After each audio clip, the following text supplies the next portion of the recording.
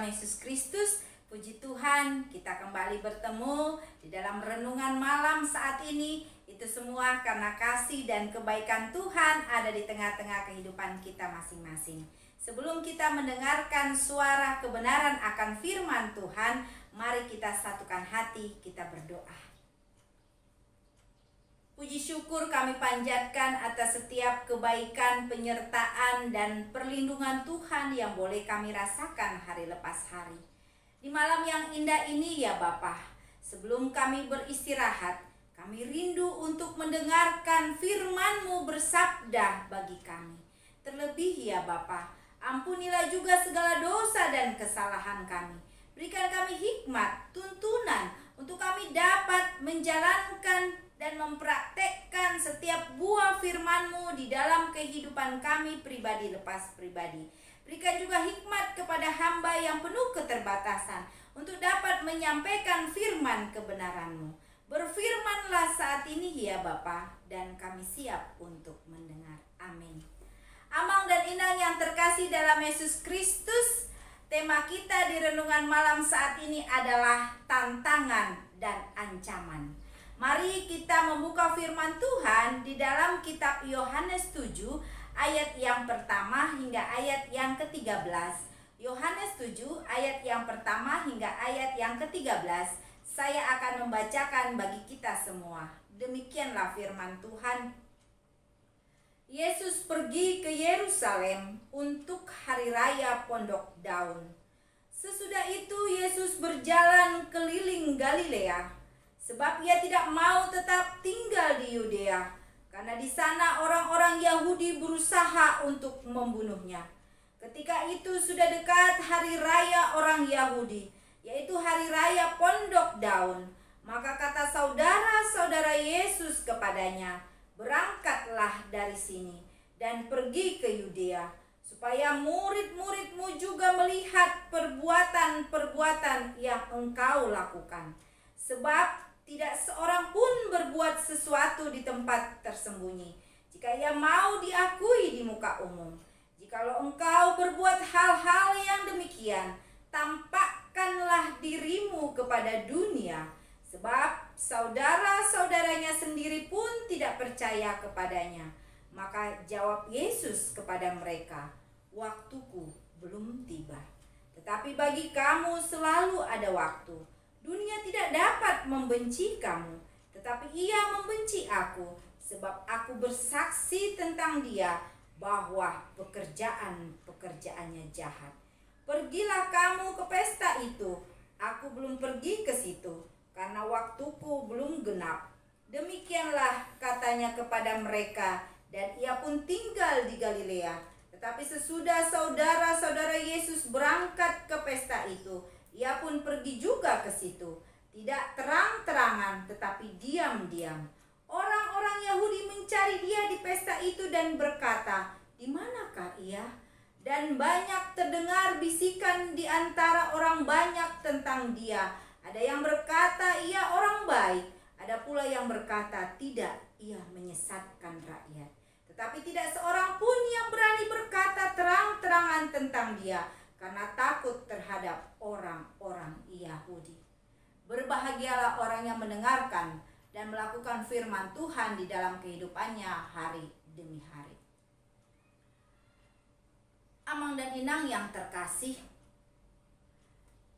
Yesus pergi ke Yerusalem untuk menghadiri hari raya Pondok Daun. Hari raya Pondok Daun adalah hari raya yang sangat penting bagi bangsa Yahudi dan hari raya yang bersejarah, di mana pengertian hari raya Pondok Daun adalah orang-orang Yahudi berkumpul di bait Allah mengucap syukur atas hasil panen yang mereka hasilkan. Pada saat Yesus pergi ke Yerusalem, ia tidak pergi bersama saudara-saudaranya, tetapi ia pergi secara diam-diam. Yesus pada saat itu mengalami tantangan dan ancaman. Ada beberapa hal yang ia alami saat itu. Yang pertama, sebagian pengikut Kristus mengundurkan diri. Dan saudara-saudara Yesus tidak percaya lagi dengan keberadaan Yesus. Yang kedua, Yesus banyak mengajarkan mengenai pemberitaan firman Tuhan kepada banyak orang di bait Allah. Yesus juga banyak menyembuhkan orang-orang sakit. Yesus juga banyak melakukan berbagai mukjizat. Ketika hal itu diketahui dan dilihat oleh para pemuka-pemuka agama bangsa Yahudi, lalu timbullah iri hati. Sehingga para imam-imam, orang-orang Farisi dan ahli-ahli Taurat berusaha untuk menangkap dan membunuh Yesus. Yang ketiga, saudara-saudara Yesus menginginkan dan mengharapkan supaya Yesus menampakkan popularitasnya, supaya Yesus menampakkan kehebatannya, melakukan mukjizat untuk diketahui banyak orang. Tetapi Yesus berkata bahwa tidak perlu untuk melakukan berbagai kehebatan di depan banyak orang, tetapi harus dilakukan secara sembunyi-sembunyi. Tidak perlu melakukan berbagai popularitas. Yang keempat, bagaimana Yesus berkata bahwa waktunya belum genap. Artinya Yesus tahu bahwa ia belum ditangkap dan dibunuh. Artinya belum waktunya. Dan apa yang terjadi? Ketika Yesus menghadapi berbagai tantangan dan ancaman saat itu, apakah ia menyerah? Apakah ia takut? Apakah ia tidak melaksanakan tanggung jawab yang dipercayakan oleh Bapa kepadanya? Jawabannya tentu tidak.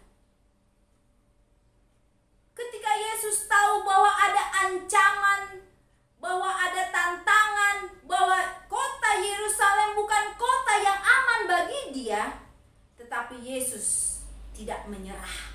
Ia tidak takut, ia tidak gentar, bahkan ia tetap mengajarkan berbagai firman kebenaran di bait Allah. Ia tetap menjalankan tugas tanggung jawab yang dipercayakan Bapa kepadanya. Pertanyaannya, bagaimana dengan kita? Ada kalanya kita diperhadapkan dengan tantangan dan ancaman sebagai pengikut Kristus. Apakah kita takut? Apakah kita menyerah? Apakah kita khawatir? Jawaban itu ada di hati kita masing-masing. Tetapi saat ini firman Tuhan mengingatkan kita bersama, sebagai orang yang mengalami berbagai karya kebaikan Allah, seharusnya kita meniru contoh teladan yang diberikan oleh Yesus. Ketika kita diperhadapkan dengan ancaman dan tantangan, tidak perlu takut, tidak perlu ragu-ragu, tidak perlu menyerah di tengah perjalanan, tetapi percayalah bahwa Yesus berjanji akan menyertai setiap anak-anak Tuhan. Ketika kita maju, berjuang, menghadapi berbagai tantangan dan ancaman, ketika kita percaya secara totalitas kepada Kristus yang akan menyertai kita, pastinya kita dapat memuliakan nama Tuhan. Amin. Ya Bapa, terima kasih atas firman Tuhan yang begitu indah. Ingatkan kami Bapa ketika kami suatu saat diperhadapkan dengan tantangan, dengan ancaman sebagai pengikut Kristus. Supaya kami tetap maju, supaya kami tetap percaya bahwa Tuhan akan selalu menyertai kami. Dan kami akan dimampukan untuk menghadapi berbagai tantangan dan ancaman. Berkati Tuhan seluruh jemaat GKPA Penjernihan dimanapun berada. Berikan selalu kesehatan, sukacita, damai sejahtera. Sembuhkan Tuhan kalau ada yang sakit baik di rumah maupun di rumah sakit. Berkati juga seluruh majelis GKPA Penjernihan ya Tuhan. Berikan selalu kesehatan, sukacita, damai sejahtera. Berkati pelayanan para majelis kami Bapa. Berkati juga Tuhan Inang Pendeta Vero sebagai guru parlagutan. Berkati keluarga dan pelayanannya. Berkati juga Amang Pendeta BM Siregar Tuhan. Berikan juga kesehatan, sukacita, damai sejahtera Tuhan. Terima kasih Bapa. Kami percaya janji Tuhan iya dan amin. Dan kami percaya kami dapat mempraktekkan setiap firman Tuhan di dalam buah kehidupan kami yang nyata. Terima kasih Bapa. Kami percaya Tuhan sudah mendengarkan doa kami. Di dalam nama Tuhan Yesus Kristus kami telah berdoa dan mengucap syukur. Amin. Salam sehat, salam sukacita. Horas, Tuhan Yesus memberkati kita semua.